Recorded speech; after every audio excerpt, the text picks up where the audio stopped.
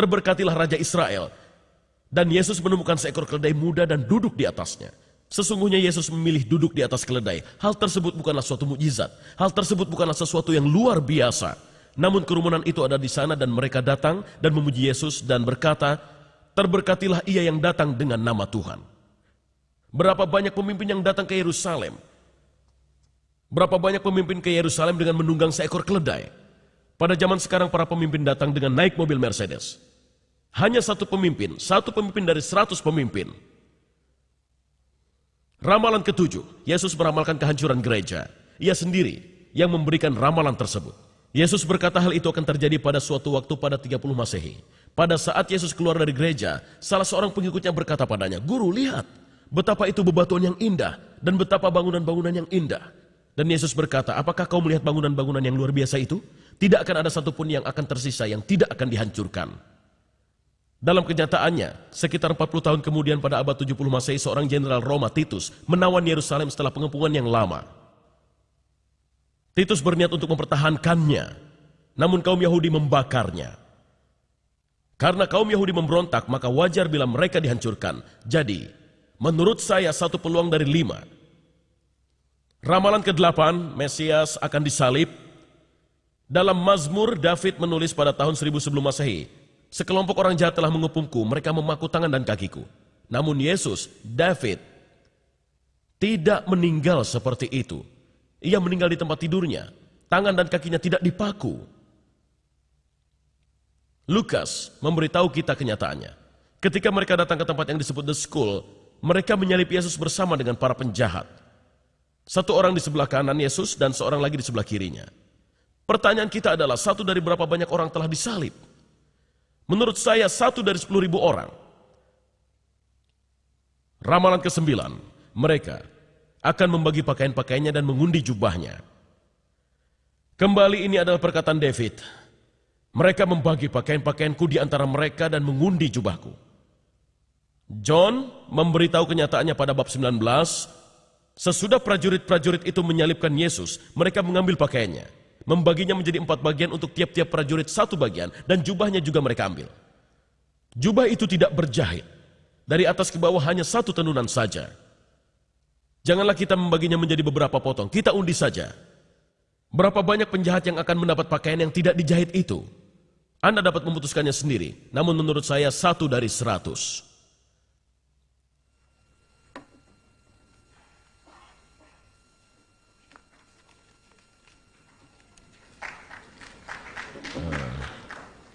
Ramalan ke-10.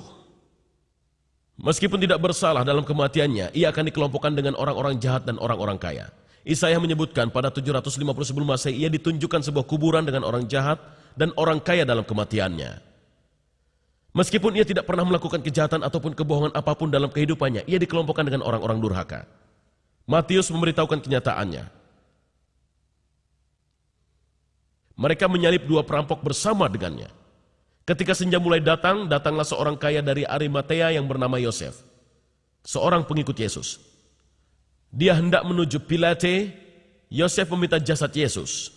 Yosef membungkusnya dengan kain linen yang bersih dan menguburkannya dalam kuburannya sendiri. Berapa banyakkah penjahat yang telah dieksekusi dan ternyata tidak bersalah? Menurut saya itu sangat banyak sekali. Menurut saya 1 dari 100 orang.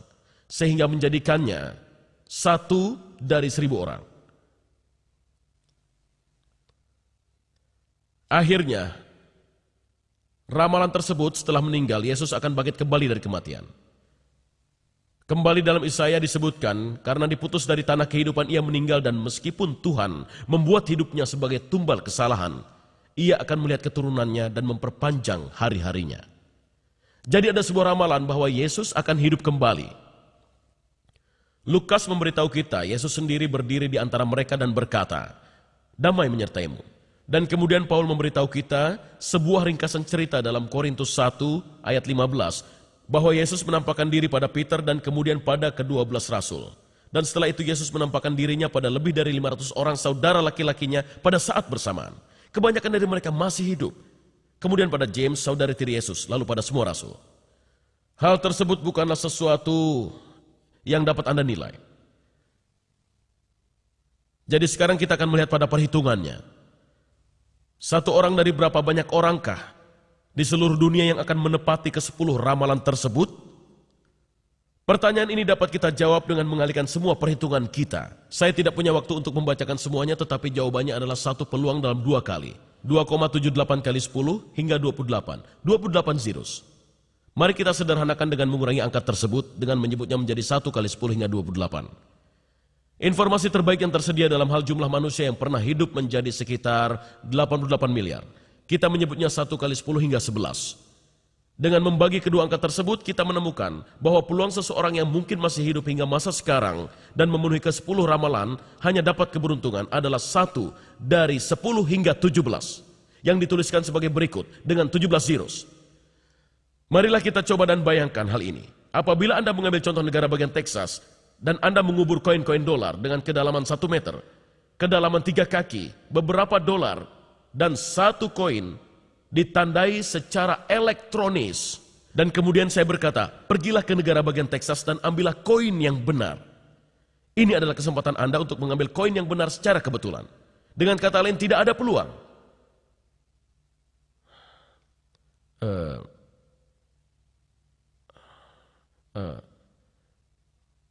Saya mengalami kesulitan. Terdapat banyak lagi ramalan-ramalan. Semuanya menunjukkan Nabi David dan Isaiah adalah saksi pertama. Tuhan yang menyebabkan ramalan tersebut menjadi kenyataan adalah saksi kedua. Dan Tuhan pula lah yang menyebabkan para pengikut Yesus mencatat hal tersebut. Semua bukti bahwa Bible adalah benar dan berasal dari Yehovah Elohim. The Gospel menyebutkan bahwa Yesus datang dari Tuhan dan membayar hukuman atas dosa-dosa kita. Ini merupakan kabar yang baik. Al-Quran memberi kabar yang berat. Surat An-Nahl 16 ayat 61 menyebutkan, bila Allah ingin menghukum manusia karena kezalimannya, niscaya tidak akan ditinggalkannya di muka bumi sesuatu dari makhluk melata pun. Masalahnya adalah Al-Quran menegaskan dengan sangat jelas bahwa bagi mereka yang telah melakukan upaya terbaik, mereka akan dijanjikan dengan kata semoga. Dalam surat Al-Qasas disebutkan, adapun orang yang bertaubat dan beriman serta mengerjakan amal yang saleh, semoga asahan. Dia termasuk orang-orang yang beruntung. Dalam At-Tahrim disebutkan, hai orang-orang yang beriman, bertaubatlah kepada Allah dengan taubat yang semurni-murninya. Mudah-mudahan Allah akan menghapus kesalahan-kesalahanmu itu. Dalam surat At-Taubah disebutkan, hanyalah yang memakmurkan masjid-masjid Allah ialah orang-orang yang beriman kepada Allah dan hari kemudian, serta tetap mendirikan sholat, menunaikan zakat dan tidak takut kepada siapapun selain Allah, maka merekalah orang-orang yang diharapkan termasuk golongan orang-orang yang mendapat petunjuk. Pada akhir yang benar-benar sunyi, apabila seseorang tidak beriman maka ia tentu akan masuk neraka. Namun bila ia benar-benar beriman, pada hari pengadilan ia akan berdiri sendiri di hadapan Allah. Tidak ada perantara ataupun teman. Dan ia hanya dapat berharap bahwa semoga ia tergolong dalam golongan orang-orang yang diberkati. Hal ini merupakan kabar yang berat.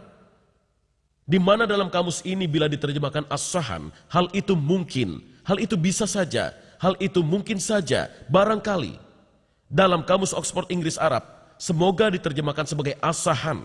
Hal tersebut mungkin tetapi berat. Di sisi lain, the gospel memberikan satu kabar yang bagus. Yesus berkata, aku tidak akan datang untuk dilayani, tetapi untuk melayani, untuk memberikan hidupku sebagai tebusan bagi orang yang banyak. Ayat lain dari Paulus sang Rasul menyebutkan, bila engkau mengakui dengan mulutmu bahwa Yesus adalah Raja dan percaya dalam hatimu bahwa Tuhan membangkitkannya dari kematian, engkau akan langsung diselamatkan. Begitulah.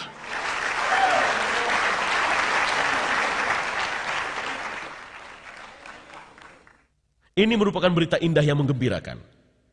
Anda menyimak bersama saya ramalan-ramalan yang menjadi kenyataan sebagai bukti-bukti. Ada 500 orang yang menyaksikan Kristus setelah ia bangkit dari kematian. Ada banyak temuan arkeologi yang menguatkan Bible. Saya menyerukan kepada Anda untuk secepatnya mendapatkan Bible dari The Gospel. Bacalah. Anda akan menemukan kabar yang menggembirakan untuk jiwa Anda. Semoga Tuhan memberkati Anda semua. Terima kasih.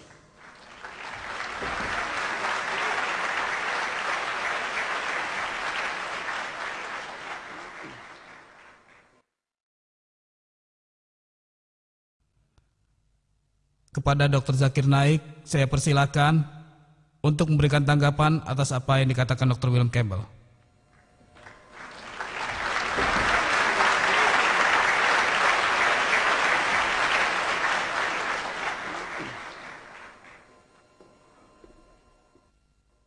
Alhamdulillah.